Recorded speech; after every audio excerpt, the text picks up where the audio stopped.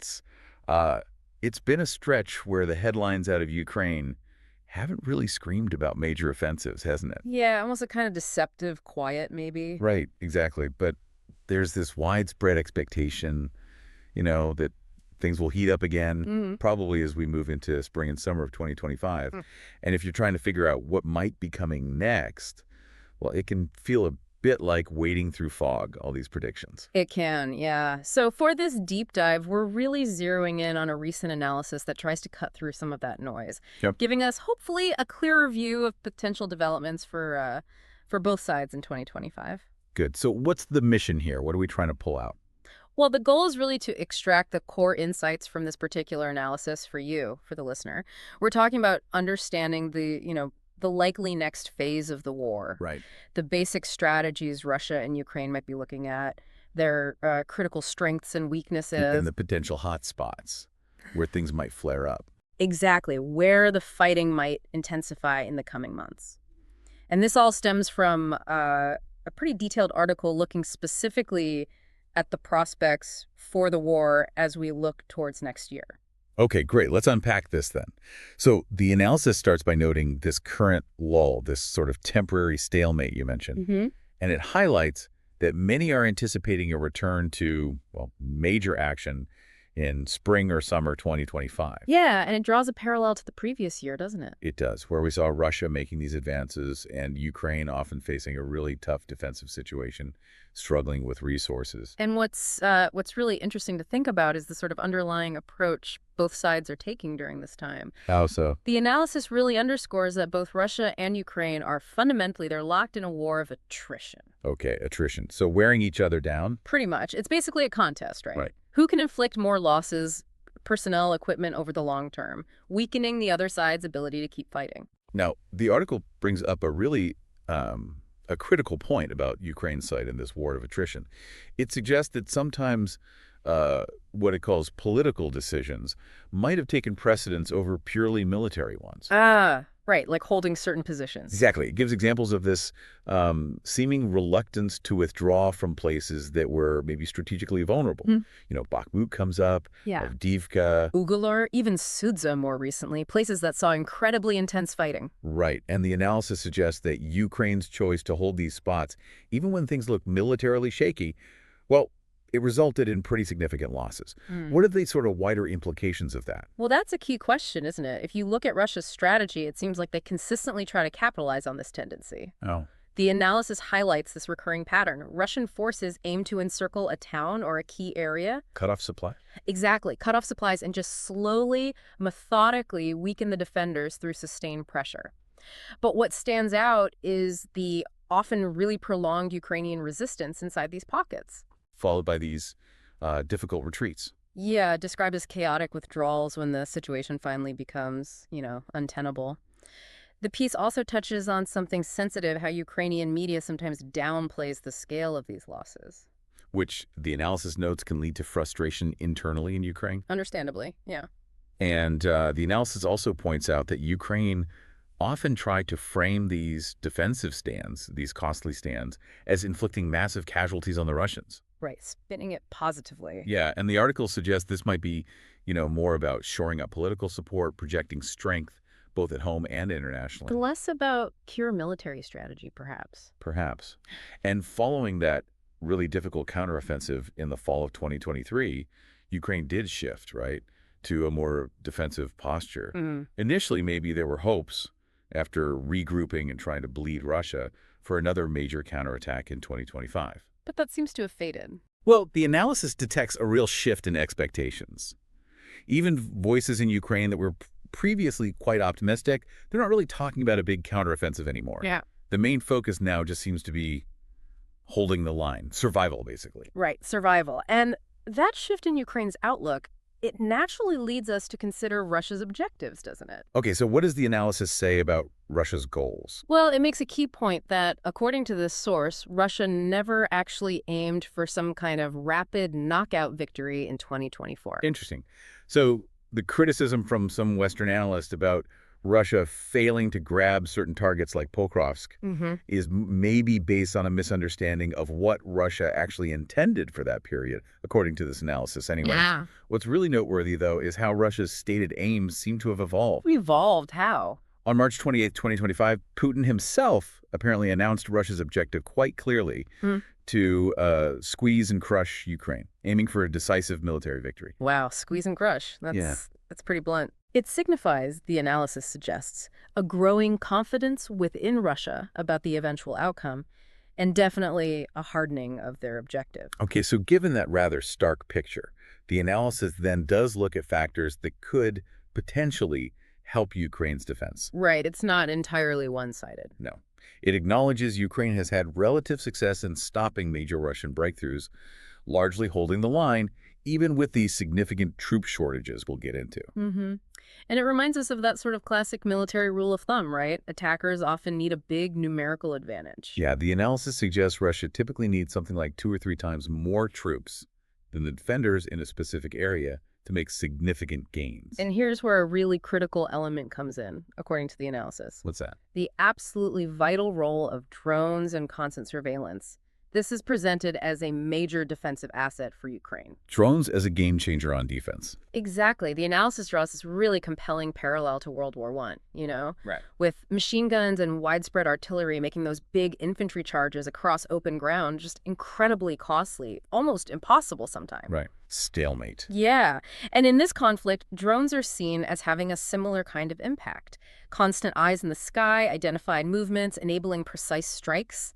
It just makes large-scale Russian advances much, much harder. So that drone capability, the analysis argues, is maybe Ukraine's biggest defensive advantage right now. Arguably, yes. That's what the source suggests. That World War I analogy really does help visualize it.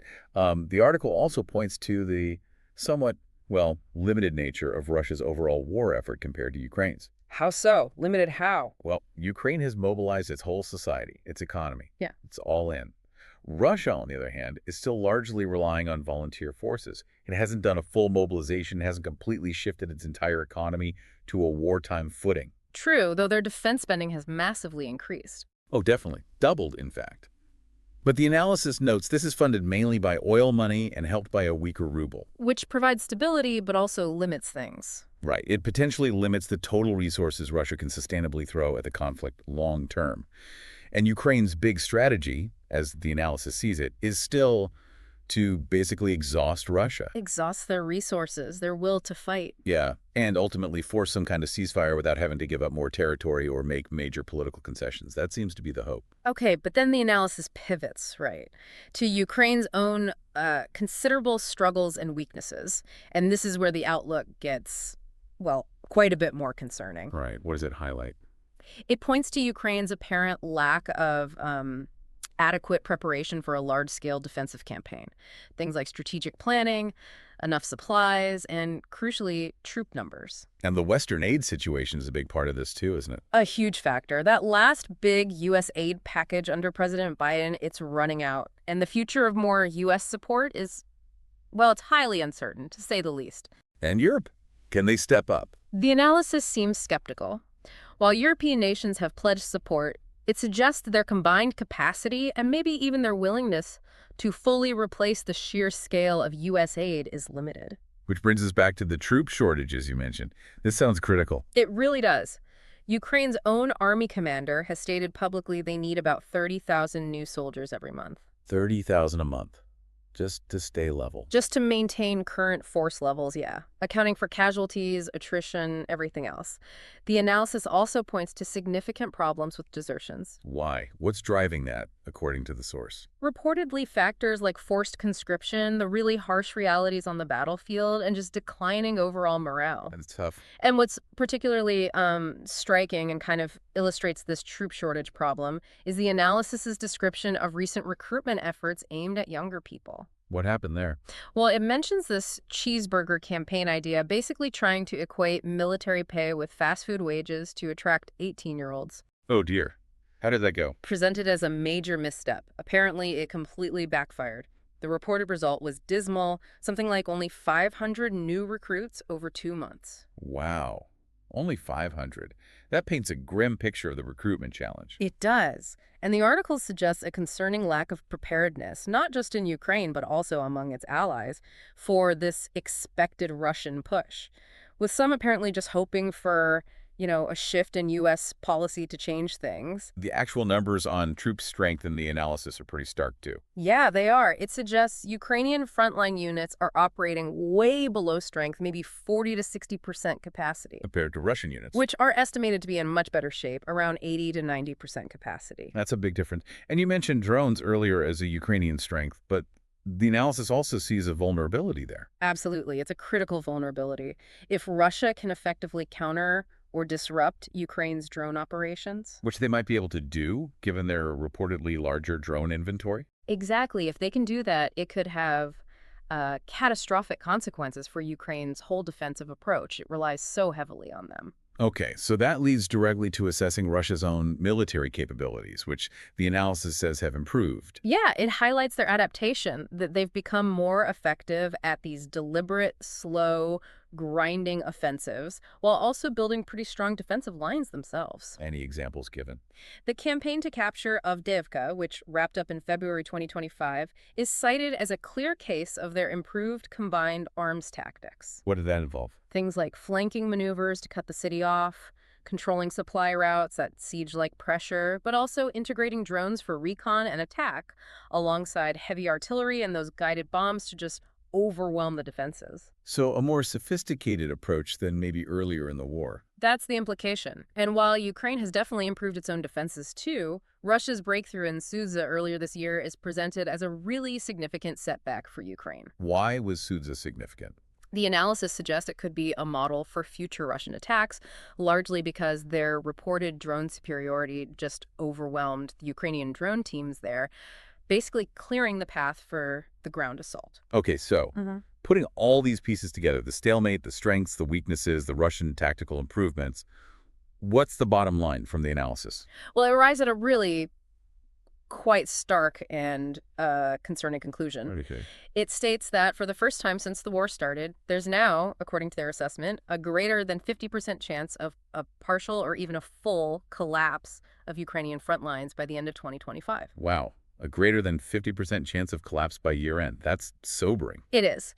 But it's important to stress the analysis says this projection hinges on Russia's continued ability to actually use and sustain these kinds of breakthrough tactics effectively. It's not a certainty. Understood. Contingent on Russian performance.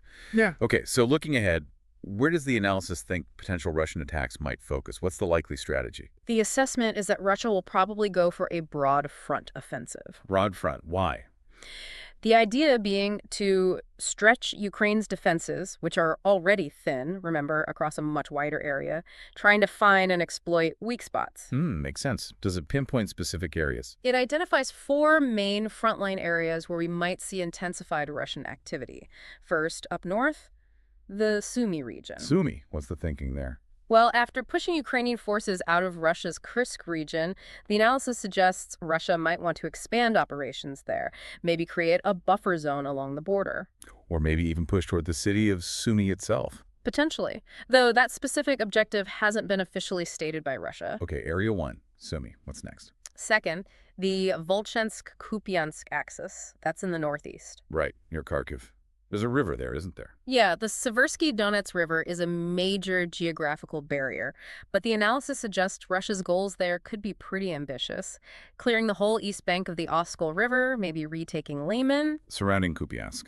Encircling Kupiansk, yes, and potentially even trying a deeper push towards the big city, Kharkov, coming via the town of Volchansk. Okay, that's a significant area. Yeah. What's the third potential hotspot? Third is the southern front, specifically focusing down along the Dnieper River towards Zaporozhye. Zaporozhye City. What's happening there? The analysis notes increased fighting in that sector back in March 2025.